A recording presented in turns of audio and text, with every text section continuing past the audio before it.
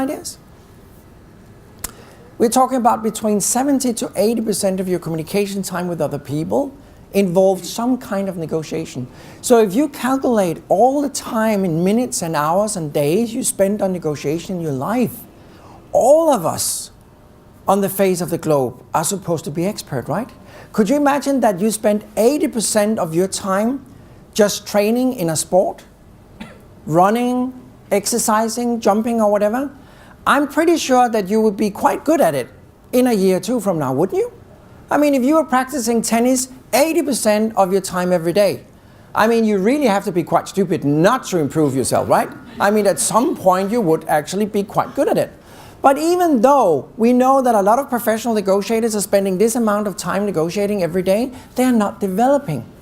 Now that fascinates me a lot. How come we don't seem to improve even though we are negotiating a lot? Do you know that?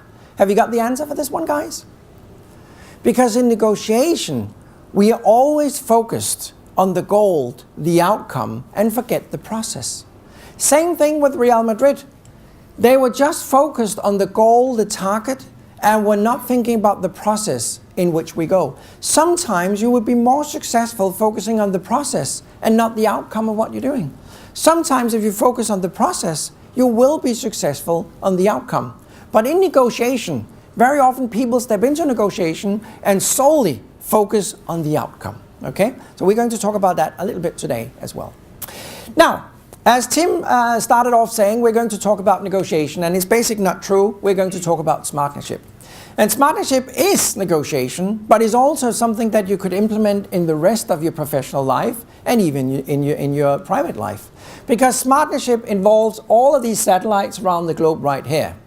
And part of working in smartnership is basically being very effective and skilled in negotiation. Sure, and it's a pretty important one.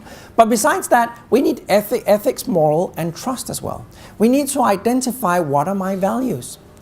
Very often when I'm sitting with my clients, I'm asking them, is it okay to lie in a negotiation? How many of you guys find it okay to lie in a negotiation? Could you raise your hand? No one? Or any one of you lying right now? So we got a couple of people being honest up here thinking, yeah, it's okay to lie.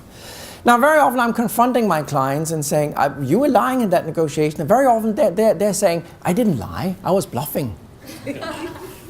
It's a little bit, if I met a woman and I said, you look pregnant, and she said, only a little bit. I mean, either you're pregnant or you're not pregnant. Either you lie or you don't lie. You know, there's no middle road in this one, okay? So very often people are just renaming lying in a negotiation saying, oh, I wasn't lying, I was just bluffing, okay? So we need